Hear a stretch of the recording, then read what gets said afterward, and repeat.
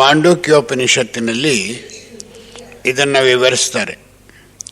ಪ್ರಪಂಚದಲ್ಲಿ ಇವತ್ತು 108 ಉಪನಿಷತ್ಸ್ ದೊರಕಿದೆ, 108.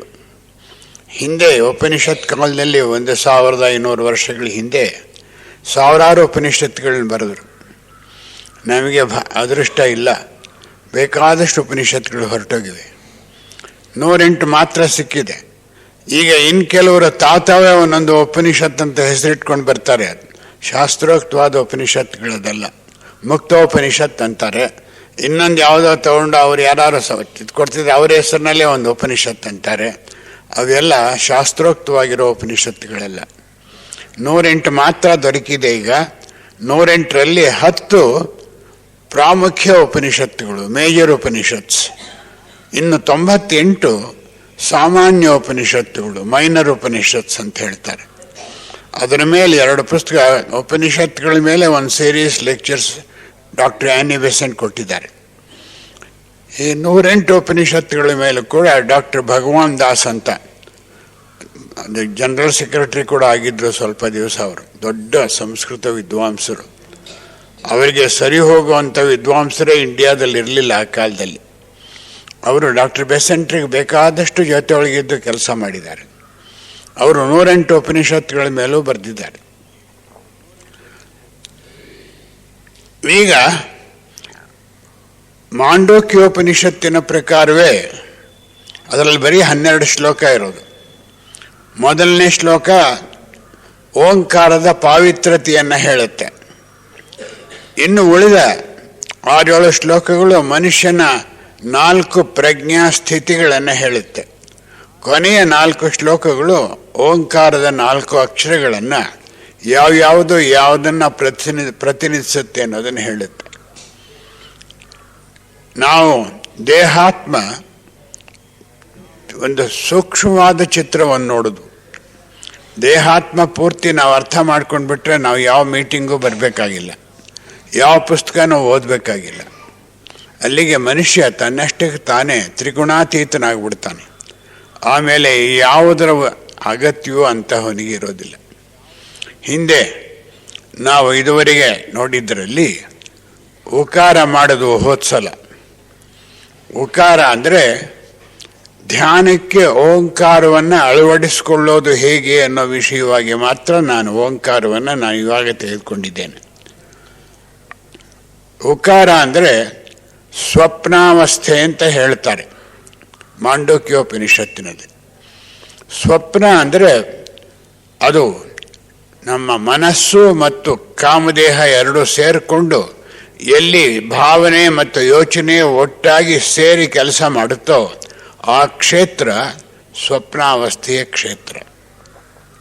ಅಂದರೆ ಉಕಾರವನ್ನು ಉಚ್ಚರಿಸುವಾಗ ನಮ್ಮ ಪ್ರಜ್ಞೆ ಎಲ್ಲೆಲ್ಲಿ ಹೋಗಿದೆಯೋ, ಯಾವ್ಯಾವುದರಲ್ಲಿ ಸಿಕ್ಕಾಕೊಂಡಿದೆಯೋ, ಯಾವ್ಯಾವುದರಲ್ಲಿ ಸಹಕರಿಸಿ ಕೆಲಸ ಮಾಡ್ತಾ ಇದೆಯೋ ಅಲ್ಲಿಂದ ಕೇಂದ್ರಕ್ಕೆ ಪ್ರಜ್ಞೆಯನ್ನು ಎಳ್ಕೊಳ್ಳೋದು.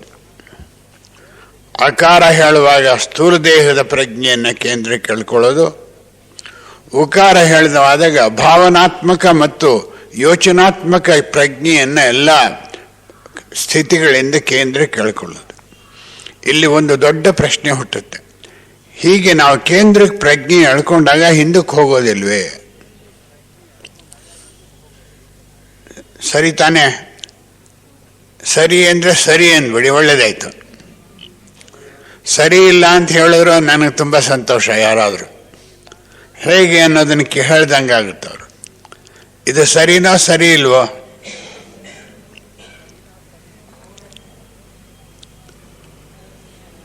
ಹೋದ ಸಲ ಉಕಾರದಲ್ಲಿ ನೋಡಿದ್ವು ನಾವು. ನಾನು ಹೀಗೆ ಪ್ರಶ್ನೆ ಉತ್ತರ ಮಾಡ್ತಾ ಇದ್ರೆ ಸಬ್ಜೆಕ್ಟ್ ಬರೋದೇ ಇಲ್ಲ. ಈಗ ಉಕಾರ ಮುಗಿಸಿ ಮಕಾರಕ್ಕೆ ಹೋಗೋಣ.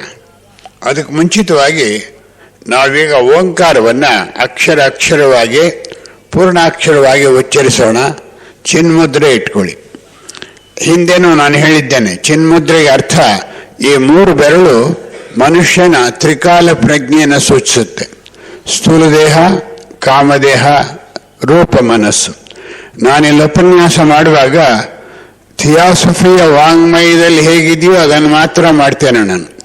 ಕಾರಣ ಇದು ಥಿಯಾಸಾಫಿಕಲ್ ಸೊಸೈಟಿಯ ವೇದಿಕೆ. ಥಿಯಾಸಫಿಯನ್ನು ಆದಷ್ಟು ವಿಸ್ತಾರವಾಗಿ ಹೇಳೋದು ನನ್ನ ಉದ್ದೇಶ. 3 ಯಾವುದನ್ನು ಪ್ರತಿನಿಧಿಸುತ್ತೆ? ಸ್ಥೂಲ ದೇಹ, ಕಾಮದೇಹ, ರೂಪ ಮನಸ್ಸು. ಇವೆರಡು ಅಧ್ಯಾತ್ಮ ಪ್ರಜ್ಞೆಯನ್ನು ಸೂಚಿಸುತ್ತೆ. ಈ 3 ಬೆರಳಿನ 3 ವಿಧ ಪ್ರಜ್ಞೆಗಿಂತ ಅತೀತವಾದದ್ದು ಅಧ್ಯಾತ್ಮ ಪ್ರಜ್ಞೆ. ಸಾಮೂಹಿಕವಾಗಿ, ವಿಶ್ವಾತ್ಮಕವಾಗಿ, ಪ್ರಾಪಂಚಿಕ ಹೋಲಿಸಿದಾಗ ಈ 3 ಬೆರಳು ಸೃಷ್ಟಿ ಅಥವಾ ಹಲವು ಅನ್ನೋದನ್ನು ಸೂಚಿಸುತ್ತೆ.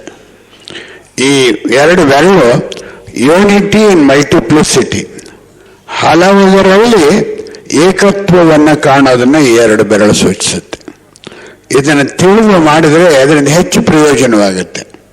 ಇದನ್ನು ಹಿಂದೆ ಒಂದು ಸಾರಿ ಇಲ್ಲಿ ಹೇಳಿದ್ದೇನೆ. ಕೆಲವರು ಹೊಸಬರಿರೋದ್ರಿಂದ ಈ ದಿವಸ ಮತ್ತೆ ಅದನ್ನು ಹೇಳಿದ್ದೇನೆ. ಈಗ ನಾನು ಒಂದು ಸಾರಿ ಅಕಾರ, ಉಕಾರ, ಮಕಾರಗಳನ್ನು ಉಚ್ಚರಿಸ್ತೇನೆ. ಬೆನ್ನು ನೆಟ್ಟಿಗಿಟ್ಕೊಳ್ಳಿ. ಬೆನ್ನು ಯಾತಕ್ಕೆ ನೆಟ್ಟಿಗಿಟ್ಕೊಳ್ಬೇಕು ಅನ್ನೋ ಪ್ರಶ್ನೆಯೇ ಹುಟ್ಟುತ್ತೆ. ಆದಷ್ಟು ಪ್ರಶ್ನೆಗಳು ನಿಮಗೆ ಹುಟ್ಟುತ್ತೆ ಅಂತ ತಿಳ್ಕೊಂಡು ನಾನು ಹೇಳ್ಕೊಂಡು ಮುಂದಕ್ಕೆ ಹೋಗ್ತೇನೆ. ಬೆನ್ನು ಯಾತಕ್ಕೆ ಹಾಗೆ ಇಟ್ಕೊಳ್ಬೇಕು ಅಂತಂದರೆ, ಬೆನ್ನಿನ ಬುಡದಲ್ಲಿ ಮೂಲಾಧಾರ ಚಕ್ರ ಇದೆ. ಮೂಲಾಧಾರ ಚಕ್ರಕ್ಕೂ ಇಲ್ಲಿರೋ ಸಹಸ್ರಾರಕ್ಕೂ ಮಧ್ಯೆ 3 ನಾಡಿಗಳಿದೆ. ಮುಂದೆ ಒಂದು ಉಪನ್ಯಾಸದಲ್ಲಿ ಬರೀ ನಾಡಿಗಳು, ಚಕ್ರಗಳು ಮತ್ತು ಕುಂಡಲಿನಿ ಅನ್ನೋ ವಿಷಯ ಹೇಳ್ತೇನೆ. ಸೀಕ್ರೆಟ್ ಡಾಕ್ಟರ್ನಲ್ಲಿ ಬೇಕಾದಷ್ಟು ಕಡೆ ಬರುತ್ತದೆ. ನೆಟ್ಟಿಗೆ ನಾವು ಕುಳಿತುಕೊಂಡಿರುವಾಗ ಧ್ಯಾನ ಕಾಲದಲ್ಲಿ ಯಾರಿಗಾದರೂ ಒಂದು ಕ್ಷಣ ಆದರೂ ಸಾಕು. ಕ್ಷಣ ಅಂದರೆ ಸ್ಪ್ಲಿಟ್ ಮೂವ್ಮೆಂಟ್ ಅಂತ ಇಂಗ್ಲೀಷ್ನಲ್ಲಿ ಹೇಳ್ಬೋದು. 1 ಸೆಕೆಂಡ್ಗಿಂತ ಅತ್ಯಂತ ಕಡಿಮೆಯಾದ ಒಂದು ಕಾಲದಲ್ಲೂ ನಾವು ಏನು ವಿಧವಾದ ಇಲ್ಲದ ಅರ್ಥ ಮೌನಕ್ಕೆ ಒಳಕ್ಕೆ ಹೋದರೆ, ಮೌನ ಸ್ಥಿತಿಯಲ್ಲಿದ್ದರೆ, ಅಂತಹ ಸಮಯದಲ್ಲಿ ಬುದ್ಧಿ ಪ್ರಜ್ಞೆಯಿಂದ ಒಂದು ಕಿರಣ ಬರುತ್ತೆ. ಅದು ಕೆಳಮುಖವಾಗಿ ಹರಿದು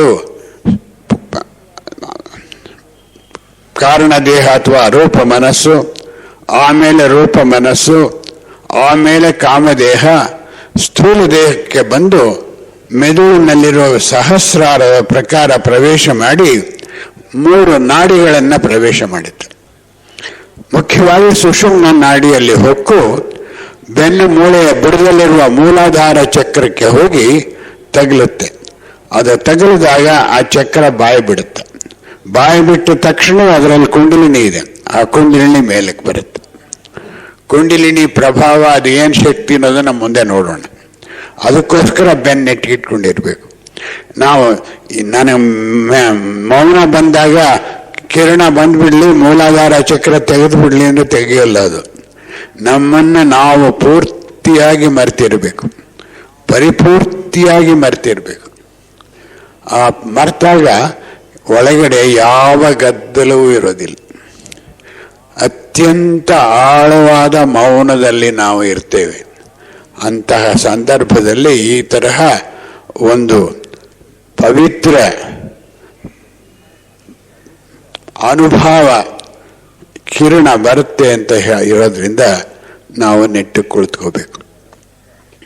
ಈಗ ನಾನು ಒಮ್ಮೆ ಅಕಾರ ಹೇಳ್ತೇನೆ, ಅದಾದ ಮೇಲೆ ಎಲ್ಲರೂ ಒಟ್ಟಾಗಿ 2 ಸಾರಿ ಹೇಳೋಣ.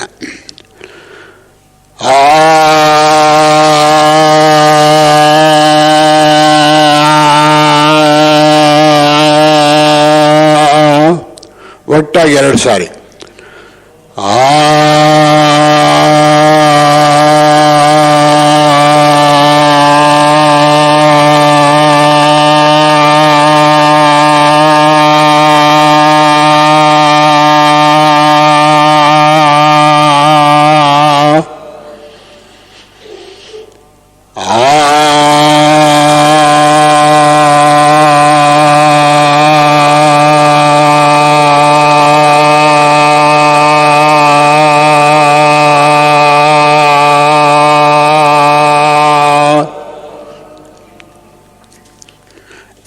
ನಾನೊಮ್ಮೆ ಹೂ ಹೇಳ್ತೇನೆ, ಅದಾದ್ಮೇಲೆ ಒಟ್ಟಾಗಿ ನಾವು 2 ಸಾರಿ ಹೇಳೋಣ. ಆಮೇಲೆ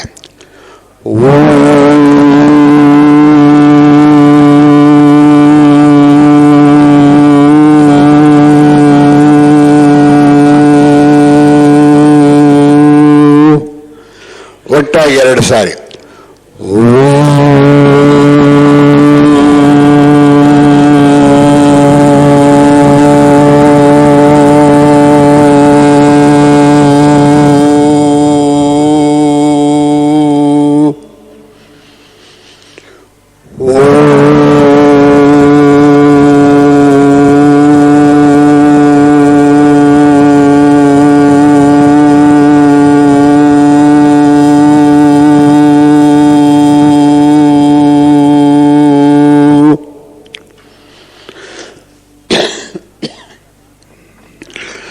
ಈಗ ನಾನೊಮ್ಮೆ ಉಚ್ಚರಿಸ್ತೇನೆ, ಅದಾದ ಮೇಲೆ ನಾವೆಲ್ಲ ಒಟ್ಟಾಗಿ 2 ಸಾರಿ ಉಚ್ಚರಿಸೋಣ.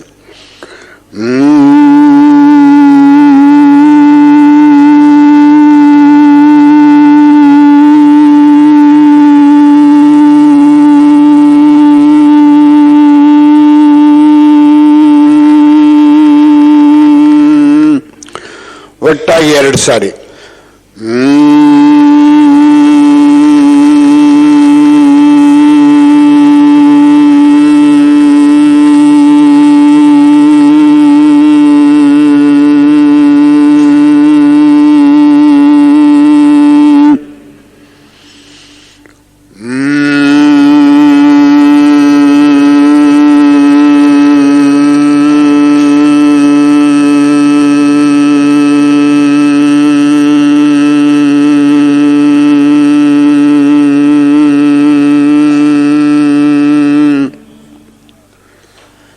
ಈಗ ಆ ಹೂ ಮಾ ಒಂದಾದ್ಮೇಲೆ ಒಂದರಂತೆ ಸಂಗೀತ ಗೊತ್ತಿರೋರಿಗೆ ಸ್ವಲ್ಪ ಸಾಪಾಸ ಇದ್ದಾಗೆ ಸಾ ಪ ಸ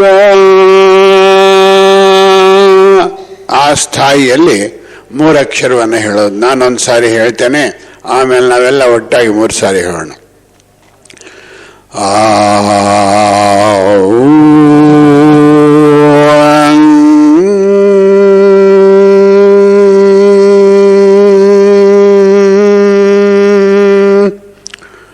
ಒಟ್ಟಾಗಿ 3 ಸಾರಿ.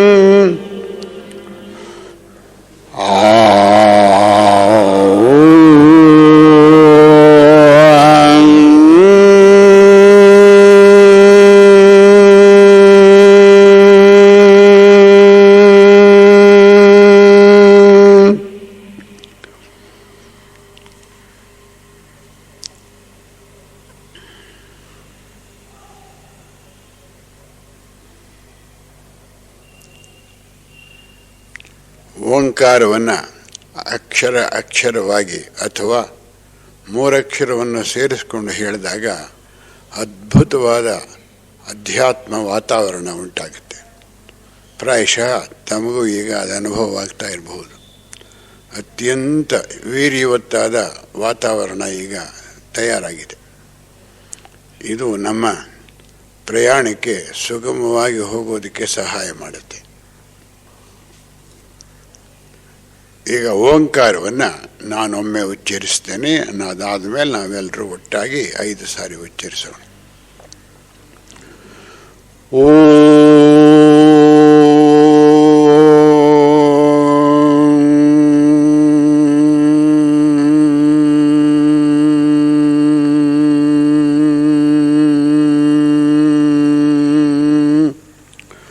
ಒಟ್ಟಾಗಿ 5 ಸಾರಿ. ಓ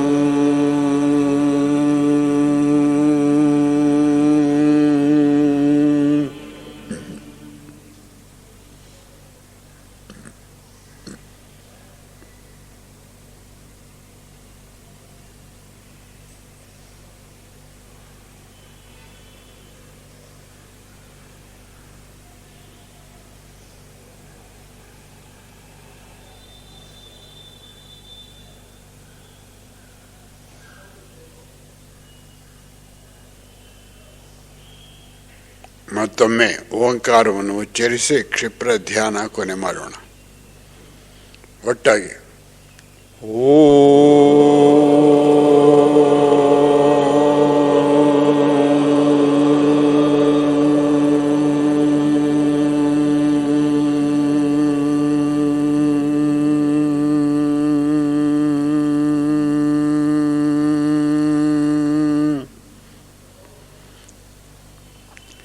ಕಣ್ಣುಗಳನ್ನು ನಿಧಾನವಾಗಿ ಮತ್ತು ಸ್ವಾಭಾವಿಕವಾಗಿ ತೆರೆಯೋಣ. ಕಣ್ಣುಗುಡ್ಡೆಗಳನ್ನು ಅತ್ತಿತ್ತ ಚಲಿಸದೆ ಸ್ವಲ್ಪ ಹೊತ್ತು ಹೀಗೆ ಕುಳಿತಿರೋಣ. ವಂದನೆಗಳು. ಹಿಂದಿನ ಉಪನ್ಯಾಸ ಕಾರ್ಯಕ್ರಮದಲ್ಲಿ ಓಂಕಾರದ ಉಚ್ಚಾರಣೆ ಮಾಡಿದಾಗ ಪ್ರಜ್ಞೆಯನ್ನು ಕೇಂದ್ರಕ್ಕೆ ಎಳ್ಕೊಳ್ತೇವೆ. ಆ ಪ್ರಶ್ನೆ ನಾನಾಗಲೇ ಹಾಕಿದೆ, ಯಾರೂ ಅದಕ್ಕೆ ಉತ್ತರ ಕೊಡಲಿಲ್ಲ. ಕೇಂದ್ರಕ್ಕೆ ಎಳ್ಕೊಂಡು ಪ್ರಜ್ಞೆ ಮತ್ತೆ ಹಿಂದಕ್ಕೆ ಹೋಗಲ್ವೇ? ಪ್ರಜ್ಞೆ ಬಹಳ ಸೂಕ್ಷ್ಮವಾದದ್ದು. ಅದಕ್ಕೆ ಒಂದು ಸ್ವಲ್ಪವಾದರೂ ಅಡ್ಡಿ ಏನಾದ್ರು ಇದ್ರೆ ಮತ್ತೆ ಹಿಂದಕ್ಕೆ ಹೋಗ್ಬಿಡುತ್ತೆ. ಆದ್ದರಿಂದ ಕೇಂದ್ರಕ್ಕೆ ತಂದ ಪ್ರಜ್ಞೆ ಸ್ವಲ್ಪ ಹೊತ್ತಾದರೂ ಅದಿರಬೇಕಾದ್ರೆ ಹೇಗೆ ಸಾಧ್ಯ? ನಾನು ಹೊಸ ಪುಸ್ತಕದಲ್ಲೂ ಬರೆದಿದ್ದೇನೆ, ಸೂತ್ರಾತ್ಮ ಅಂತ. ಆ ಸೂತ್ರಾತ್ಮದ ವಿಷಯ ಮೇಡಮ್ ಬ್ಲೆವಾಟ್ಸ್ಕಿ ಸೀಕ್ರೆಟ್ ಡಾಕ್ಟರ್ನಲ್ಲೂ ಬರೀತಾರೆ. ಆ್ಯನಿ ಬೆಸೆಂಟ್ರು ತನ್ನ ಸ್ಟಡಿ ಇನ್ ಕಾನ್ಷಿಯಸ್ನೆಸ್ ಅನ್ನೋ ಪುಸ್ತಕದಲ್ಲೂ ಬರೀತಾರೆ. ಒಬ್ಬೊಬ್ಬರದು ಒಂದೊಂದು ತರಹ ಇದೆ. ಹೀಗೆ ಹಲವಾರು ಥಿಯೋಸಾಫಿಕಲ್ ಸೊಸೈಟಿಯ ಗ್ರಂಥಗಳಲ್ಲಿರುವುದನ್ನೆಲ್ಲ ಶೇಖರಿಸಿ ಅದನ್ನದೇ ಒಂದು ಚಾಪ್ಟರ್ ಬರೆದಿದ್ದೇನೆ. ಸೂತ್ರಾತ್ಮ ಅಂದರೆ ನಮ್ಮ ಪುರುಷಾತ್ಮ ಯಾವ ಲೋಕದಲ್ಲಿದ್ದಾನೆ? ಅನುಪಾದಿಕ ಲೋಕ. ಅನುಪಾದಿಕ ಲೋಕದಿಂದ ಕೆಳಗಿಳಿಯಕ್ಕಾಗೋಲ್ಲ ಅವನಿಗೆ, ಕಾರಣ ಅವನಷ್ಟು ಸೂಕ್ಷ್ಮವಾಗಿದ್ದಾನೆ. ಅದಕ್ಕೋಸ್ಕರ ತನ್ನ ಒಂದು ಅಂಶವನ್ನು ಕೆಳಗೆ ಕಳಿಸ್ತಾನೆ. ಸೂತ್ರ ಅಂತ. ಅದಕ್ಕೆ ಸೂತ್ರ ಅಂದರೆ ದಾರ ಅಂತ. ಒಂದು ಅಂಶ ಕೆಳಗೆ ಕಳಿಸಿದ್ದು ಪ್ರಾಣಮಯ ಕೋಶದವರೆಗೂ ಬರುತ್ತೆ. ಅದು ಆತ್ಮಲೋಕಕ್ಕೆ ಪ್ರವೇಶ ಮಾಡಿದಾಗ ಆತ್ಮಲೋಕದ ಉಪಲೋಕದಲ್ಲಿ, ಒಂದೊಂದು ಲೋಕದಲ್ಲಿ ಎಷ್ಟು ಉಪಲೋಕಗಳಿವೆ? 7ರಲ್ಲಿ ಮೊದಲನೇ ಉಪಲೋಕ ಏನು? ಪರಮಾಣು ಉಪಲೋಕ. ಆಯಾ ಲೋಕದ ಪರಮಾಣು ಉಪಲೋಕ. ಆ ಪರಮಾಣು ಉಪಲೋಕಕ್ಕೆ ಬಂದಾಗ ಇದು ಸೃಷ್ಟಿ ಪ್ರಾರಂಭವಾದಾಗಲೇ ಆಗುತ್ತೆ. ಲಕ್ಷಾಂತರ ಜನ ನಿರ್ಮಾಣ ದೇವತೆಗಳಿದ್ದಾರೆ. ಸೃಷ್ಟಿ ಕಾರ್ಯದಲ್ಲಿ ಹೊರಗಡೆ ನಾವು ಪ್ರಾರಂಭ ಮಾಡೋದಕ್ಕೆ ಮುಂಚಿತವಾಗಿ ಬೇಕಾದಷ್ಟು ಕೆಲಸ ನಡೆದು ಹೋಗುತ್ತೆ. ಆ ನಿರ್ಮಾಣ ದೇವತೆಗಳು ಅವರು ಒಂದೊಂದು ಲೋಕದ ಪರಮಾಣು ಲೋಕಕ್ಕೆ ಬಂದಾಗ ಅಲ್ಲಿ ಒಂದು ಆ ಪರಮಾಣುಗಳಲ್ಲಿ ಒಂದನ್ನು ಆ ಸೂತ್ರಕ್ಕೆ ಅಂಟಿಸ್ತಾರೆ. ಅದಕ್ಕೋಸ್ಕರ ಅದಕ್ಕೆ ಶಾಶ್ವತ ಪರಮಾಣು, ಶಾಶ್ವತ ದೇಹ ಬೀಜ ಅಂತ ಹೇಳ್ತಾರೆ. ಯಾತಕ್ಕೆ ಹಾಗೆ ಹೇಳ್ತಾರೆ ಅಂದರೆ, ಜೀವನ್ಮುಕ್ತನಾಗೋವರೆಗೂ ಮನುಷ್ಯನ ಜೊತೆಯಲ್ಲೇ ಇರುತ್ತದೆ. ಸೂತ್ರಾತ್ಮವೂ ಹೋಗೋದಿಲ್ಲ, ಈ ಪರ್ಮನೆಂಟ್ ಆಟಮ್ಸ್ ದೇಹ ಶಾಶ್ವತ ಬೀಜವೂ ಹೋಗೋದಿಲ್ಲ. ಶಾಶ್ವತವಾಗಿ ಜೀವನ್ಮುಕ್ತನಾಗೋವರೆಗೂ ಇರುತ್ತೆ. ಅಲ್ಲಿಂದ ಕೆಳಗೆ ಬಂದು ಬುದ್ಧಿಲೋಕಕ್ಕೆ ಇಳಿದಾಗ, ಬುದ್ಧಿಲೋಕದ 1ನೇ ಪರಮಾಣು ಉಪಲೋಕದಲ್ಲಿ ಇರೋ ಕೋಟ್ಯಾಂತರ ಪರಮಾಣುಗಳಲ್ಲಿ ಒಂದು ಪರಮಾಣುವನ್ನು ಅಲ್ಲಿಯ ಸೂತ್ರದ ಮಟ್ಟಕ್ಕೆ ಸೇರಿಸ್ತಾರೆ. ಹಾಗೆ ಮನೋದೇಹದಲ್ಲಿ ಒಂದು, ಕಾಮದೇಹದಲ್ಲಿ ಒಂದು, ಪ್ರಾಣಮಯ ಕೋಶದಲ್ಲಿ ಒಂದು, 5 ಪರ್ಮನೆಂಟ್ ಆಟಮ್ಸ್, ಶಾಶ್ವತ ಬೀಜಗಳು. ಮನಸ್ಸಿನಲ್ಲಿ ಮೇಲಿನಿಂದ 4ನೇ ಉಪಲೋಕದಲ್ಲಿ ಕೆಳಗಿನ 4 ಉಪಲೋಕಗಳ ತತ್ವದಿಂದ ಒಂದು ಪರ್ಮನೆಂಟ್ ಯೂನಿಟ್ ಅಂತ ಮಾಡ್ತಾರೆ. ಶಾಶ್ವತವಾಗಿರುವಂತಹ ಇವೆಲ್ಲದರ ಒಂದು ಸಮೂಹ, ಅದನ್ನು ಸೂತ್ರಾತ್ಮನಿಗೆ ಅಂಟಿಸ್ತಾರೆ. ಇದು ನಮ್ಮಲ್ಲಿ ಸದಾ ಕೆಲಸ ಮಾಡ್ತಾ ಇದೆ, ನಮಗೆ ಗೊತ್ತಿರಲಿ ಗೊತ್ತಿಲ್ಲದೆ ಇರಲಿ. ನಾವು ಕೇಂದ್ರಕ್ಕೆ ಈ ಸಮಯಕ್ಕೆ ಎಷ್ಟು ಬೇಕೋ ಅಷ್ಟು ಹೇಳ್ತೇನೆ ನಾನು. ಕೇಂದ್ರಕ್ಕೆ ಪ್ರಜ್ಞೆಯನ್ನು ಎಳೆದುಕೊಂಡಾಗ ಈ ಸೂತ್ರಾತ್ಮ ಮತ್ತು ಶಾಶ್ವತ ದೇಹ ಬೀಜ ಹಿಡ್ಕೊಳ್ಳುತ್ತೆ ಸ್ವಲ್ಪ ಹೊತ್ತು. ಈ ರಹಸ್ಯಗಳನ್ನೆಲ್ಲ ಸೊಸೈಟಿಯ ಆಳವಾದ ಥಿಯಾಸಫಿ ಇದನ್ನು ನಾವು ಅರ್ಥಕೊಂಡು ಹೊರತು ನಮ್ಮ ಧ್ಯಾನಕ್ಕೆ ನಮಗೆ ಸರಿಯಾಗಿ ಅರ್ಥ ಆಗೋಲ್ಲ. ಆಮೇಲೆ ಧ್ಯಾನ ಮಾಡೋ ಸುಲಭ ಆಗುತ್ತೆ. ಅಲ್ಲಿಗೆ ಆ ಪ್ರಜ್ಞೆಯನ್ನು ಒಂದು ಸ್ವಲ್ಪ ಹೊತ್ತು ಇಟ್ಕೊಂಡಿರುತ್ತೆ, ಆಮೇಲೆ ಬಿಟ್ಬಿಡುತ್ತೆ. ಆದರೆ ಕೇಂದ್ರಕ್ಕೆ ಬಂದ ಪ್ರಜ್ಞೆ ಸೂತ್ರಾತ್ಮ ಮತ್ತು ಶಾಶ್ವತ ದೇಹ ಬೀಜದ ಜೊತೆಯಲ್ಲಿದ್ದು ಹಿಂದಕ್ಕೆ ಹೋಗುವಾಗ ಒಟ್ಟು ಆ ದೇಹದ ಎಲ್ಲ ಅಣುಗಳನ್ನು ಎಲ್ಲವನ್ನು ಆಧ್ಯಾತ್ಮಿಕ ಒಂದು ಶಕ್ತಿಯಿಂದ ತುಂಬಿಸ್ಕೊಂಡು ಹೋಗುತ್ತೆ. ಇದೆಲ್ಲ ಕೆಲವು ಸೆಕೆಂಡ್ಗಳಲ್ಲಿ ಆಗೋಗುತ್ತೆ. ಇದು ಧ್ಯಾನ ಮಾಡೋದ್ರ ಬಹಳ ಪವಿತ್ರವಾದಂಥ ಕೆಲಸ. ನಾವು ಈ ಉಕಾರವನ್ನು ಉಚ್ಚರಿಸಿದಾಗ ಕಾಮದೇಹ ಮತ್ತು ರೂಪದೇಹ, ರೂಪ ಮನಸ್ಸಿನಲ್ಲಿ ಪ್ರಜ್ಞೆಯನ್ನು ಕೇಂದ್ರಕ್ಕೆ ಎಳ್ಕೊಳ್ಳೋದು ಅಂತ ನೋಡಿದ್ವು. ಆದರೆ ಪ್ರಜ್ಞೆ ಅಲ್ಲಿ ನಿಲ್ತಾ ಇಲ್ಲ, ಹಿಂದಕ್ಕೆ ಹೋಗುತ್ತೆ, ಮತ್ತೆ ಬರುತ್ತೆ, ಹಿಂದಕ್ಕೆ ಹೋಗುತ್ತೆ, ಮತ್ತೆ ಬರುತ್ತೆ. ಇದನ್ನೇನಂತ ಹೇಳ್ತಾರೆ ಧ್ಯಾನ ಮಾಡೋರು? ಏನಂತ ಹೇಳ್ತಾರೆ? ಚಂಚಲ ಅಂತ ಹೇಳ್ತಾರೆ, ಹೌದಲ್ವೇ? ಚಂಚಲಂ ಹಿ ಮನ ಕೃಷ್ಣ ಪ್ರಮಾಥಿ ಬಲವದೃಢಂ ಅಂತ ಕೃಷ್ಣ ಭಗವದ್ಗೀತೆಯಲ್ಲೂ ಹೇಳ್ತಾನೆ. ಚಂಚಲವಾದದ್ದು ಮನಸ್ಸು, ಇದನ್ನು ನನಗೆ ನಿಗ್ರಹಿಸೋದಕ್ಕೆ ಬಹಳ ಕಷ್ಟವಾಗಿದೆ. ಕೃಷ್ಣ ಏನು ಮಾಡಲಿ ಅಂತ ಕೇಳ್ತಾನೆ. ಅಭ್ಯಾಸ ಏನತ್ತು ಕೌಂತೆಯ ಅಂತ ಹೇಳ್ತಾನೆ. ವೈರಾಗ್ಯ ಏನತ್ತು, ಅಭ್ಯಾಸ ಮತ್ತು ವೈರಾಗ್ಯದಿಂದ ಸಾಧ್ಯ, ಅದರಿಂದ ಪ್ರಯತ್ನ ಪಡಪ್ಪ ಅಂತ ಹೇಳಿ ಕೃಷ್ಣ ಅರ್ಜುನನಿಗೆ ಹೇಳ್ತಾನೆ ಭಗವದ್ಗೀತೆಯಲ್ಲಿ. ನಾವು ಕಾರಣ ದೇಹಕ್ಕೆ ಹೋಗಬೇಕು ಮುಂದೆ. ಈಗ ನಾವಿಲ್ಲಿ ಸಿಕ್ಕಾಕೊಂಡ್ಬಿಟ್ಟಿದ್ದೀವಿ. ಎಲ್ಲಿ ಸಿಕ್ಕಾಕೊಂಡಿದ್ದೀವಿ? ರೂಪ ಮನಸ್ಸಿನಲ್ಲಿ. ರೂಪ ಮನಸ್ಸಿನಲ್ಲಿ ಸಿಕ್ಕಾಕೊಂಡಿದ್ದೀವಿ. ರೂಪ ಮನಸ್ಸನ್ನು ದಾಟಿ ನಾವು ಕಾರಣ ದೇಹಕ್ಕೆ ಹೋಗಬೇಕು. ಇದು ಪ್ರಜ್ಞೆಯ ಪ್ರಯಾಣ, ಆ ರೀತಿಯೇ ಆಗೋದು. ಆದರೆ ನಮಗೆ ಇವಾಗ ಆಗ್ತಾ ಇಲ್ಲ. ಯಾತಕ್ಕೋಸ್ಕರ? ರೂಪ ದೇಹದಲ್ಲಿ ನಾವು ಹೇಗಿದ್ದೇವೆ, ರೂಪ ಮನಸ್ಸಿನಲ್ಲಿ. ನಮ್ಮ ಮನಸ್ಸು ಅಂದರೆ ಏನು? ಇದು ದೊಡ್ಡ ಪ್ರಶ್ನೆ. ಜೀವನ್ಮುಕ್ತನಾಗುವವರೆಗೂ ಸೂಕ್ಷ್ಮ ಸೂಕ್ಷ್ಮ ಸೂಕ್ಷ್ಮ ಅತಿ ಸೂಕ್ಷ್ಮವಾಗಿ ಪ್ರಶ್ನೆ ಬರುತ್ತೆ. ನಾವು ಯಾವಾಗ ಒಮ್ಮೆ ಉತ್ತರವನ್ನು ನಾವು ಕೊಟ್ಕೊಂಡ್ರೂ ಅದು ಕೊನೆಯಾಗೋದಿಲ್ಲ, ಮತ್ತೆ ಬಂದೇ ಇರುತ್ತೆ. ನಮ್ಮ ಸುಗುಣಗಳು ದುರ್ಗುಣಗಳು ನಮ್ಮ ದೇಹಗಳು ಸೂಕ್ಷ್ಮ ಆಗ್ತಾ ಹೋದ ಹಾಗೆಲ್ಲ ನಮ್ಮ ಎಲ್ಲವೂ ಸೂಕ್ಷ್ಮ ಆಗುತ್ತೆ. ನೀತಿ, ತತ್ವ, ಅಧ್ಯಾತ್ಮ ಜೀವನ ಎಲ್ಲಕ್ಕೂ ಸೂಕ್ಷ್ಮತೆ ಬರ್ತಾ ಹೋಗುತ್ತೆ. ಆದ್ದರಿಂದ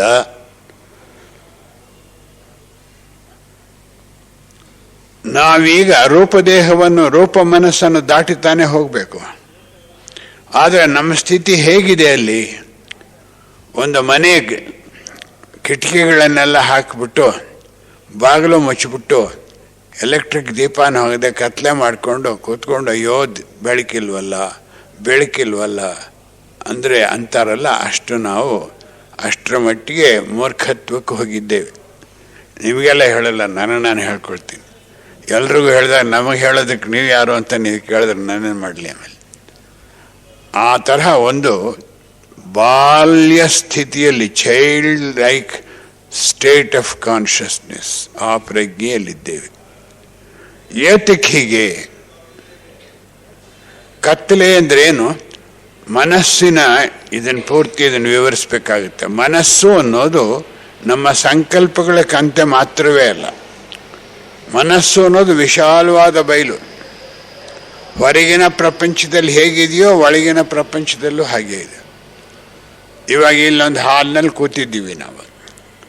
ಈ ಹಾಲ್ನಲ್ಲಿ ಕೂತಿರೋದಕ್ಕೆ ಯಾವುದು ಸಹಾಯ ಮಾಡಿರೋದು ನಮಗೆ? ಈ ಬಿಲ್ಡಿಂಗ್ನಲ್ಲಿ ಗೋಡೆಗಳು ಬಿಲ್ಡಿಂಗು, ತಾರಸಿ ಬಿಲ್ಡಿಂಗು, ಹೊರಗಡೆ ನೋಡ್ತೀವಲ್ಲ ನೋಟ ಹೇಗೆ ಕಾಣುತ್ತೆ ಅಂತ, ಅದು ಬಿಲ್ಡಿಂಗ. ಯಾವುದು ಬಿಲ್ಡಿಂಗು? ನೆಲ ಇದ್ದೇ ಇದೆ. ಇವೆಲ್ಲವೂ ಅಲ್ಲದೆ ಒಳಗಡೆ ಇರೋ ಜಾಗ, ಹೆಚ್ಚು ಜಾಗ, ಒಳಗಿನ ಹೆಚ್ಚು ಜಾಗವನ್ನು ಉಂಟು ಮಾಡಿಕೊಂಡು ಯಾರು ಡಿಸೈನ್ ಮಾಡ್ತಾರೋ ಅಂತಾರ ಆರ್ಕಿಟೆಕ್ಟ್ಸ್ ಹತ್ರ ಹೋಗ್ತಾರೆ ಎಲ್ಲರೂ. ಕಾರ್ಪೆಟ್ ಏರಿಯಾ ಅಂದರೆ ಸುತ್ತಲೂ ಇರೋ ಅಳತೆ, ಜೊತೆಗೆ ಒಳಗಡೆ ಆ ಜಾಗ ಹೆಚ್ಚು ಬರಬೇಕು, ಕಾರ್ಪೆಟ್ ಸ್ಪೇಸ್. ಈ ಬಿಲ್ಡಿಂಗ್ ತೆಗೆದು ಬಿಟ್ರೆ ಏನಾಗುತ್ತೆ? ಅದರೊಳಗಿರೋ ಸ್ಪೇಸ್ ಅಥವಾ ಆಕಾಶಕ್ಕೆ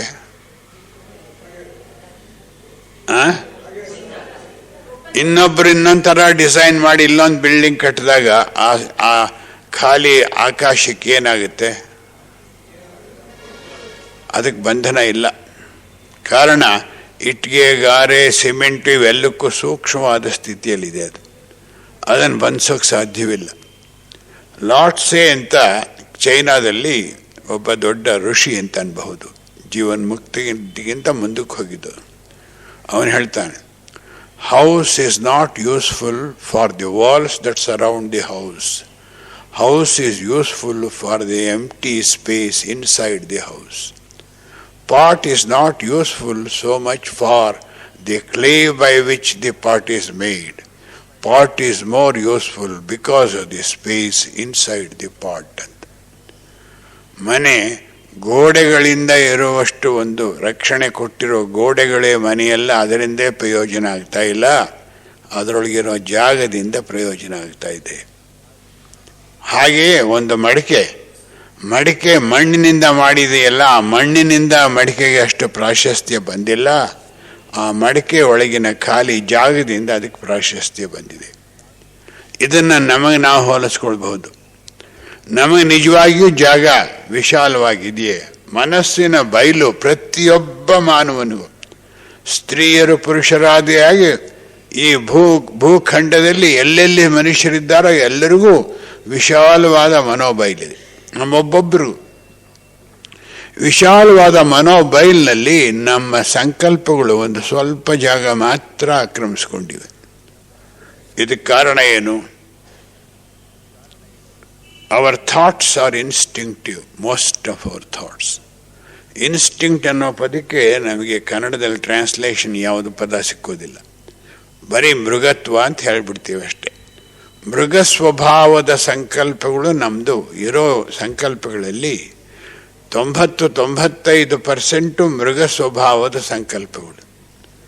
ಆ ಮೃಗ ಸ್ವಭಾವದ ಸಂಕಲ್ಪಗಳ ಸ್ವಭಾವ ಏನು? To feel safety and security in closeness. ಹತ್ತಿರ ಇರೋದರಿಂದ ರಕ್ಷಣೆ ಮತ್ತು ಕ್ಷೇಮ. ಅದಕ್ಕೋಸ್ಕರ ಈ ಸಂಕಲ್ಪಗಳು ಒಂದರೊಡನೆ ಒಂದು ಹೆಣ್ಕೊಂಡು ಬಿಡುತ್ತೆ. ಕುರಿಗಳ ಮಂದೆ ಇದ್ದ ಹಾಗೆ, ಹಸುಗಳ ಮಂದೆ ಇದ್ದ ಹಾಗೆ, ಒಂದನ್ನು ನಾವು ಬೇರ್ಪಡಿಸಿದ್ರೆ ಓಡ್ ಬಂದು ಸೇರ್ಕೊಂಡ್ಬಿಡುತ್ತೆ, ಒಂಟಿಯಾಗಿರೋದಿಲ್ಲ ಅದು. ಹಾಗೆ ನಮ್ಮ ಸಂಕಲ್ಪಗಳೆಲ್ಲ ಒಂದು ಸಣ್ಣ ಕಾಂತಿ ಆಗಿಬಿಟ್ಟಿದೆ. ಬಯಲು, ಮನಸ್ಸಿನ ಬಯಲು ವಿಶಾಲವಾಗಿದೆ. ಪುರಂದರದಾಸರು ಹೇಳ್ತಾರೆ, ಬಯಲೊಳಗೆ ಆಲಯವೋ ಆಲಯದಿ ಬಯಲು, ಬಯಲು ಆಲಯವೆರಡು ನಯನದೊಳಗು, ನಯನದಲ್ಲಿ ಬುದ್ಧಿಯೋ ಬುದ್ಧಿಯೊಳು ನಯನವೋ, ನಯನ ಬುದ್ಧಿಗಳೆರಡು ನಿನ್ನೊಳಗು ಕೃಷ್ಣ. ಸವಿಯು ಸಕ್ಕರೆಯೊಳಗು ಸಕ್ಕರೆಯು ಸವಿಯೊಳಗು ಸವಿಯು ಸಕ್ಕರೆ ಎರಡು, ಜಿಹ್ವೆಯೊಳಗು ಜಿಹ್ವೆಯಲ್ಲಿ ಮನಸ್ಸುವೋ ಮನಸ್ಸಿನಲ್ಲಿ ಜಿಹ್ವೆಯು, ಜಿಹ್ವೆ ಮನಸ್ಸುಗಳೆರಡು ನಿನ್ನೊಳಗು ಕೃಷ್ಣ. ಹೀಗೆ ಒಂದರ ಒಳಗೆ ಒಂದು ಓತಪ್ರೋತವಾಗಿ ಬೆರೆತ್ಕೊಂಡ್ಬಿಡ್ತೆ. ಘನೀಭೂತವಾದದ್ದು ಅದಕ್ಕಿಂತ ಸೂಕ್ಷ್ಮವಾಗಿರೋದನ್ನು ಬಂಧಿಸೋಕ್ಕೆ ಸಾಧ್ಯ ಇಲ್ಲ. ಹಾಗೆ ನಮ್ಮ ವಿಶಾಲವಾದ ಮನಸ್ಸಿನ ಬಯಲು ನಮ್ಮೊಬ್ಬೊಬ್ಬರಿಗೂ. ಆದ್ರೇನು ಸ್ವಲ್ಪ ಜಾಗ ಮಾತ್ರ ಆಕ್ರಮಿಸ್ಕೊಂಡಿದ್ದೇವೆ. ಇದಕ್ಕೆ ಕಾರಣ ಸಂಕಲ್ಪಗಳು ದೂರ ದೂರ ಇದ್ದರೆ ಅವನು ನಮಗೆ ಕ್ಷೇಮ ಇಲ್ಲ ಅಂತ ಬಂದು ಸೇರ್ಕೊಂಡ್ಬಿಟ್ಟಿವಿ. ಅಂದರೆ ಇದೊಂದು ಕಂತೆ ಅಂದ್ಕೊಳ್ಳಿ, ಇದರೊಳಗೆ ಅಹಂಕಾರ ಇದೆ. ಈ ಅಹಂಕಾರ ಯಾರ ಮಗು? ಯಾರ ಮಗು? ಅಜ್ಞಾನ ಅಂತ ಹೇಳ್ತೀರಾ? ಈ ನಮ್ಮ ಸಂಕಲ್ಪಗಳು ಎಷ್ಟಿವೆ? ಕೋಟ್ಯಾಂತರ ಸಂಕಲ್ಪಗಳಿವೆ, ಎಲ್ಲ ಸೇರ್ಕೊಂಡ್ಬಿಟ್ಟಿವೆ ಒಂದು ಮುದ್ದೆ ಆದಾಗೆ. ಈ ಸಂಕಲ್ಪಗಳೆಲ್ಲ ಯೋಚನೆ ಮಾಡುತ್ತವೆ, ನಮ್ಮನ್ನೆಲ್ಲ ಮುಂದೆ ನೋಡ್ಕೊಳ್ಳೋರು ಬೇಕಲ್ಲ ಅಂತ ಹೇಳಿ ಈ ನಾನು ಅನ್ನೋ ಶಿಶುವಿಗೆ ಜನ್ಮ ಕೊಡುತ್ತೆ. ಎಲ್ಲ ಸಂಕಲ್ಪಗಳು ಸಾಮೂಹಿಕವಾಗಿ ಈ ಶಿಶುವಿಗೆ ಜನ್ಮ ಕೊಡುತ್ತೆ.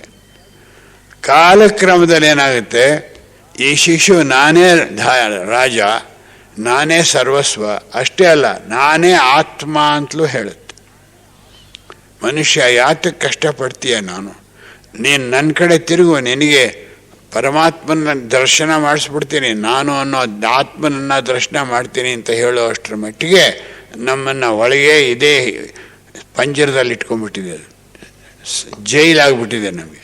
ಇದರಿಂದ ಹೊರಕ್ಕೆ ಬರಕ್ಕೆ ಬಿಡೋದಿಲ್ಲ. ಇದೇ ನಾನಾಗಲೇ ಹೇಳಿದ್ದು, ನಮ್ಮ ಸ್ಥಿತಿ ಮನಸ್ಸಿನಲ್ಲಿ ಹೇಗಿದೆ ಅಂದರೆ, ಹೊರಗೆ ಎಲ್ಲ ಕಿಟಕಿ ಬಾಗಿಲು ಹಾಕಿಬಿಟ್ಟು ಮನೆಯೊಳಗೆ ಕತ್ತಲೆ ಮಾಡಿಕೊಂಡು ದೀಪ ಇಲ್ವಲ್ಲ ಬೆಳಕಿಲ್ವಲ್ಲ ಅಂತ ನಾವೇನು ಹಂಬಲಿಸಿದ್ರೆ ಎಷ್ಟು ಮೂರ್ಖರಾಗ್ತೇವೆಯೋ ಅಷ್ಟೇ ಸ್ಥಿತಿಯಲ್ಲಿ ನಾವಿದ್ದೇವೆ ಮನಸ್ಸಿನಲ್ಲಿ. ಇದರಿಂದ ನಾವು ಕಾರಣ ದೇಹಕ್ಕೆ ಹೋಗೋಕ್ಕಾಗ್ತಾ ಇಲ್ಲ. ಈ ಸಂಕಲ್ಪ ವ್ಯೂಹ, ಸಂಕಲ್ಪಗಳ ಕಂತೆಯನ್ನು ಭೇದಿಸ್ಕೊಂಡು ಹೋಗಬೇಕು, ಇದಕ್ಕೆ ಸಾಧ್ಯ ಇಲ್ಲ ನಮಗೆ. ಅದರೊಳಗೆ ಸೇರ್ಕೊಂಡ್ಬಿಡ್ತೀವಿ. ಆತ್ಮ ಅದರೊಳಗೆ ಏನೇನಾದ್ರು ಹೇಳ್ತಾನೆ, ಅದನ್ನೇ ತಿರುಗಿಸಿ ಹೀಗಿದ್ರೆ ತನ್ನ ಆತ್ಮ, ಹಾಗಿದ್ರೆ ತನ್ನ ಆತ್ಮ, ದೇವರು ಹೀಗಿರ್ತಾನೆ. ಇದೆಲ್ಲ ಮಾನಸಿಕವಾದ ಸಂಕಲ್ಪಗಳು, ಯೋಚನೆಗಳು ನಾವು ಅರ್ಥ ಮಾಡ್ಕೊಳ್ಳೋದು, ಅದೆಲ್ಲ ಆಗುತ್ತೆ. ಆದರೆ ಈ ದೇಹದಿಂದ ಕಾರಣ ದೇಹಕ್ಕೆ ರೂಪ ಮನಸ್ಸಿನಿಂದ ಅರೂಪ ಮನಸ್ಸಿಗೆ ನಾವು ಹೋದರೆ ಈ ಅಹಂಕಾರದ ಶಾಶ್ವತತೆ ಬಲ, ಅವನ ಪರಾಕ್ರಮ ಕಮ್ಮಿ ಆಗಿಬಿಡುತ್ತೆ. ಅವನು ಅಧೀನ ವಸ್ತು ಆಗಿಬಿಡ್ತಾನೆ. ಅದಕ್ಕೆ ಅವನಿಗೆ ಇಷ್ಟ ಇಲ್ಲ. ಅದಕ್ಕೋಸ್ಕರ ನಮ್ಮನ್ನು ಬಿಡಲ್ಲ. ಯಾವುದಾದ್ರೂ ಒಂದು ಸಣ್ಣ ದೋಷ ಇದ್ದರೂ ಏನಾಗುತ್ತೆ, 10 ವರ್ಷ ಅದನ್ನೇ ಮನಸ್ಸಿನಲ್ಲಿ ತಿರುವಾಗಿ ಒಂದು ದಿವಸ ಬಿದ್ದೋಗ್ಬಿಡ್ತೀವಿ. ಹಾಗೆ ಮಾಡುತ್ತೆ ಅಹಂಕಾರ. ಲೈಟ್ ಆನ್ ದಿ ಪಾತ್ನಲ್ಲಿ ಹೇಳ್ತಾರೆ, ಬಿ ನಾಟ್ ಬಿ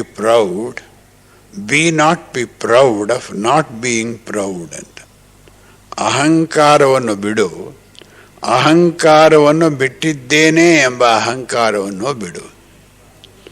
ಇದು ಅತ್ಯಂತ ಅಧ್ಯಾತ್ಮ ಪ್ರಯಾಣ ಕೈಗೊಂಡಿರೋ ಪ್ರತಿಯೊಬ್ಬ ಮನುಷ್ಯನಿಗೂ ಇದು ಒಂದು ದೊಡ್ಡ ಪ್ರಶ್ನೆ. ಯಕ್ಷ ಪ್ರಶ್ನೆ ಅಂತಾರಲ್ಲ, ಹಾಗೆ ಒಂದು ಪ್ರಶ್ನೆ ಇದು. ಇದನ್ನು ದಾಟಿ ಹೋದರೆ ನಮ್ಮ ಮುಂದಿನ ಗತಿ ಸದ್ಗತಿ, ಇಲ್ಲದೇ ಇದ್ರೆ ಸಾಧ್ಯ ಇಲ್ಲ. ನಮ್ಮ ಅಹಂಕಾರ ನಮ್ಗೆ ಯಾವ್ಯಾವ ತರಹ ವೇಷ ಬೇಕಾದರೂ ಆಗುತ್ತೆ.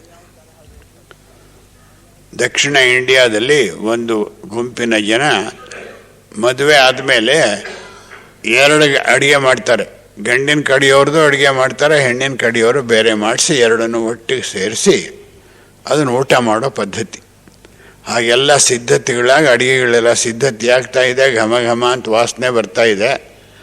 ಆಮೇಲೆ ಒಬ್ಬ ಆಜಾನುಬಾಹು ಎಷ್ಟು ಅಷ್ಟು ನೋಡಿದ ತಕ್ಷಣವೇ ಕಾಲು ನಮಸ್ಕಾರ ಮಾಡಬೇಕು, ಅಷ್ಟು ಅಜಾನುಭಾವು ಸುಂದರವಾಗಿದ್ದಾನೆ. ಒಳ್ಳೆ ಬಟ್ಟೆ ಹಾಕ್ಕೊಂಡಿರೋ ಅಲ್ಲಿ ಬಂದ. ಗಂಡಿನ ತಂದೆ ಹೆಣ್ಣಿನ ತಂದೆ ಇಬ್ಬರು ಹೋಗಿ, ಅಯ್ಯೋ ಬನ್ನಿ ಸ್ವಾಮಿ, ನೀವು ಬಂದಿದ್ದು ಎಷ್ಟು ಇದಾಯಿತು, ನಮಗೆ ಪುಣ್ಯವಾಯಿತು, ತಮ್ಮ ಸನ್ನಿಧಿಯಿಂದ ನಾವೆಲ್ಲ ಪುನೀತರಾದವು ಅಂತ ಕರ್ಕೊಂಡು ಬರ್ತಾರೆ. ಒಂದು ಎತ್ತರವಾದ ಚೇರ್ ಕೂರಿಸ್ತಾರೆ. ಆ ಅಡುಗೆ ಮನೆಯಿಂದ ಈ ಅಡುಗೆ ಮನೆಯಿಂದ ಏನೇನು ಮಾಡಿರ್ತಾರೆ ಎಲ್ಲ ತರ್ತಾರೆ. ಎಲ್ಲ ಚೆನ್ನಾಗಿ ತಿಂದುಬಿಡ್ತಾನೆ. ಅವನ ದೇಹ ದೊಡ್ಡ ದೇಹ. ತಿಂದ್ಬಿಟ್ಟು ಎಲ್ಲ ಆದಮೇಲೆ ತೇಗಿಬಿಟ್ಟು ಬರ್ತೀನಿ ಅಂತ ಗಂಡಿನ ತಂದೆಗೂ ಹೆಣ್ಣಿನ ತಂದೆಗೂ ಹೇಳಿಬಿಟ್ಟು ಹೊರಡ್ತಾನೆ. ಹೋಗಿ ಇವ್ರೇನು ಮಾಡ್ತಾರೆ, ಅಷ್ಟಕ್ಕೆ ಬಿಡಲ್ಲ, ಬನ್ನಿ ನಾನು ನಿಮ್ಮನ್ನು ಕಳಿಸ್ಬಿಡ್ತೀನಿ ಅಂತ ದಾರಿ ಒಳಗೆ ಕರ್ಕೊಂಡು ಹೋಗಿ ಅಷ್ಟು ದೂರದಲ್ಲಿ ಬಿಟ್ಬಿಟ್ಟು ಬರ್ತಾ ಇರುವಾಗ ಗಂಡಿನ ತಂದೆ ಹೇಳ್ತಾನೆ, ಏನ್ರಿ ಅವರು ನಿಮಗೆ ಸಂಬಂಧ ಇದ್ದೀರೇನ್ರಿ, ನಿಮ್ಮ ಬಂಧುಗಳ? ಆ ಹೆಣ್ಣಿನ ತಂದೆ ಹೇಳ್ತಾನೆ, ನಾನೇ ನಿಮ್ಮನ್ನು ಕೇಳಬೇಕು ಅಂತಿದ್ದೆ, ನಿಮ್ಮ ಬಂಧುಗಳು ಅವರು ಅಂತ. ಇಷ್ಟೊತ್ತಿಗಾಗಲೇ ಹೆಂಗಸರು ಗುಸು ಅಂತ ಮಾತನಾಡ್ಬಿಟ್ಟಿರ್ತಾರೆ. ಯಾರಿವರು, ಅವ್ರ ಬಂಧುಗಳೋ ಇಲ್ಲ ನಮ್ಮ ಬಂಧುಗಳು? ಯಾಕೆಂದರೆ ಯಾರ ಬಂಧುಗಳು ಅವರಾದ್ರೆ ಅವರು ದೊಡ್ಡಸ್ತಿಗೆ ಬಂದುಬಿಡುತ್ತಲ್ಲ, ತಾವು ಕಡಿಮೆ ಆಗಿಬಿಡ್ತೀವಲ್ಲ. ಇಬ್ಬರು ಬಂದರು, ಹೆಂಗಸರು ಎಲ್ಲ ಇದು ಮಾಡಿದ್ರು, ಕೊನೆಗೆ ಅವ್ರು ಯಾರಿಗೂ ಬಂಧು ಅಲ್ಲ ಅಂದಾಗ ನಾವು ಕರ್ಕೊಂಬರ್ತೀನಿ ಅವನ್ನ ಅಂತ ಹೋದರೆ ಆ ಮನುಷ್ಯ ಅದಿಲ್ಲ. ಅಹಂಕಾರ ಹೀಗೆ ಕೆಲಸ ಮಾಡುತ್ತೆ. ನಾವು ಏನು ಆಪ್ಯಾಯಮಾನವಾಗಿರುತ್ತೋ ಆ ರೂಪ ಹಾಕ್ಕೊಂಡು ಬಂದು ಮೋಸ ಹೋದ್ಮೇಲೆ ನಮಗೆ ಗೊತ್ತಾಗೋದು. ನಮಗೆ ಗೊತ್ತಾಗೋ ಹಾಗೆ ಅಹಂಕಾರ ನಮ್ಮನ್ನು ಕೆಡುವಲ್ಲ. ನಮಗೆ ಗೊತ್ತಿಲ್ಲದ ಹಾಗೆ ಕೆಡುವಿದ ಮೇಲೆ ಗೊತ್ತಾಗುತ್ತೆ. ಅದು ಗೊತ್ತಾಗೋರು ಗೊತ್ತಾಗುತ್ತೆ, ಗೊತ್ತಾಗದೇ ಇರೋರಿಗೆ ಅದು ಗೊತ್ತಾಗುತ್ತೆ. ಹೀಗಿದ್ದೀವಲ್ಲ ನಾವು. ಈ ಅಹಂಕಾರ ನಮ್ಮನ್ನು ಆಳ್ತಾ ಇದೆ. ತಾಳೆಯ ಹೂವರಳಿ, ಇದನ್ನು 45ರಲ್ಲಿ ಬರೆದಿದ್ದೇನೆ. ತಾಳೆಯ ಹೂವರಳಿ ಪರಿಮಳವ ಬೀರುವ ಕಾಲಕ್ಕೆ ಓಡಿ ಬಂದು ಸೇರುವುದು ನಾಗಸರ್ಪ.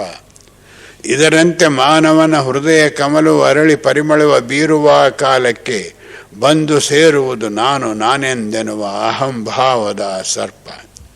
ಕಾಮಿನಿಯ ಬಿಟ್ಟಿರಬಹುದು, ಕಾಂಚನವ ತೊರೆದು ಜೀವಿಸಬಹುದು, ಆದೊಡೆ ನಾನೆಂಬುದು ಮಾನವನ ಬಿಡಲಲ್ಲದಲ್ಲ.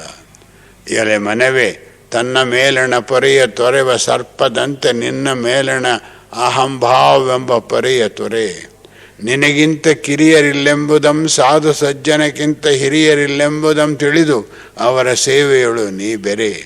ಇದರಿಂ ಪರಿಶುದ್ಧ ನೀನಾಗಿ ಅಹಂಕಾರವ ಬಿಡಲು ಇದೇ ಕರೆ ಎಂದು ಜಗಕ್ಕವರೇ ಅನ್ನೋ ವಚನವನ್ನು ಜೀವನದ ಉದ್ದೇಶ ಅನ್ನೋ ಪುಸ್ತಕದಲ್ಲಿ ಪ್ರಿಂಟ್ ಆಗಿದೆ. ಇದು ಅಹಂಕಾರ. ನಾನು ಇಷ್ಟು ಯಾತಕ್ಕೆ ಹೇಳ್ತಿದ್ದೀನಿ, ಅಹಂಕಾರದ ಪ್ರಾಬಲ್ಯವೇ ನಮ್ಮನ್ನು ಇವಾಗ ಬಂಧನವಾಗಿ ಕೂರಿಸಿರೋದು.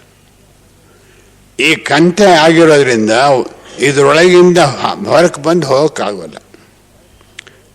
ಹೇಗೆ ಸಾಧ್ಯ, ಏನು ಮಾಡೋದು? ಇದು ಒಂದು ಯಕ್ಷ ಪ್ರಶ್ನೆ. ಇದಾಗ್ಬಿಟ್ರೆ ಮನುಷ್ಯ ಆಮೇಲೆ ಸರಾಗವಾಗಿ ಸುಲಭವಾಗಿ ಮುಂದಕ್ಕೆ ಹೋಗ್ಬಿಡ್ತಾನೆ. ಇಲ್ಲಿ ಹೇಗೆ ಬಿಡಿಸ್ಕೊಳ್ಳೋದು? ಈ ವಿಕಾರವನ್ನು ಕುರಿತು ನಾವು ಧ್ಯಾನಕ್ಕೆ ಅಳವಡಿಸ್ಕೊಂಡಾಗ, ಯಾವಾಗ ಕೇಂದ್ರಕ್ಕೆ ನಾವು ಪ್ರಜ್ಞೆ ಎಳ್ಕೊಂಡು ಬಿಡ್ತೇವೆಯೋ, ಕೇಂದ್ರದಲ್ಲಿ ಪ್ರಜ್ಞೆ ಇರುವವರೆಗೆ ಅಹಂಕಾರಕ್ಕೆ ಅಲ್ಲಿ ಸ್ಥಾನ ಇಲ್ಲ. ಸೂತ್ರಾತ್ಮ ಮತ್ತು ನಮ್ಮ ದೇಹ ಬೀಜ, ಶಾಶ್ವತ ಬೀಜ, ಅಲ್ಲಿಯ ಮುಂದುವರಿಯುವಿಕೆ ಅಂದರೆ ಊರ್ಧ್ವಮುಖವಾಗಿ ಹೋಗೋದು. ಅಕ್ಕಪಕ್ಕ ಹೋಗೋ ಸ್ಥಿತಿ ಇಲ್ಲವೇ ಇಲ್ಲ. ಆದ್ದರಿಂದ ಅಲ್ಲಿ ಅಹಂಕಾರಕ್ಕೆ ಸ್ಥಾನವಿಲ್ಲ. ಈ ಮಟ್ಟದಲ್ಲಿ ನಮಗೇನಾಗುತ್ತೆ ಅನ್ನೋದನ್ನು ಮಾನಸಿಕವಾಗಿ ನೋಡೋಣ. ಒಮ್ಮೆ ಓಂಕಾರವನ್ನು ಉಚ್ಚರಿಸಿ ನಮ್ಮನ್ನು ಪರೀಕ್ಷೆ ಮಾಡಿಕೊಳ್ಳೋಣ. ನಾನು ಹೇಳ್ಕೊಂಡು ಹೋಗ್ತಾ ಇದ್ದರೆ, ನೀವು ಕೇಳ್ಕೊಂಡು ಹೋಗ್ತಾ ಇದ್ದರೆ ಅದರಿಂದ ಪೂರ್ತಿ ಪ್ರಯೋಜನ ಆಗೋಲ್ಲ. ಈಗ ಓಂಕಾರವನ್ನು ಒಮ್ಮೆ ಉಚ್ಚರಿಸಿ ನನ್ನ ಪ್ರಜ್ಞೆಯನ್ನು ಕೇಂದ್ರಕ್ಕೆ ನಾನು ಹೇಳ್ಕೊಂಡಿದ್ದೇನೆ. ಸ್ಥೂಲ ದೇಹದಲ್ಲಿ, ಪ್ರಾಣಮಯ ಕೋಶದಲ್ಲಿ, ಕಾಮದೇಹದಲ್ಲಿ, ರೂಪ ಮನಸ್ಸಿನಲ್ಲಿ ಹೇಳ್ಕೊಂಡಿದ್ದೇನೆ. ಕೇಂದ್ರದಲ್ಲಿ ಪ್ರಜ್ಞೆ ಇದೆ ಅನ್ನೋ ಭಾಗವನ್ನು ಕುರಿತು ಸ್ವಲ್ಪ ಹೊತ್ತು ಧ್ಯಾನ ಮಾಡೋಣ. ಒಮ್ಮೆ ಓಂಕಾರವನ್ನು ಉಚ್ಚರಿಸೋಣ. ಓಂ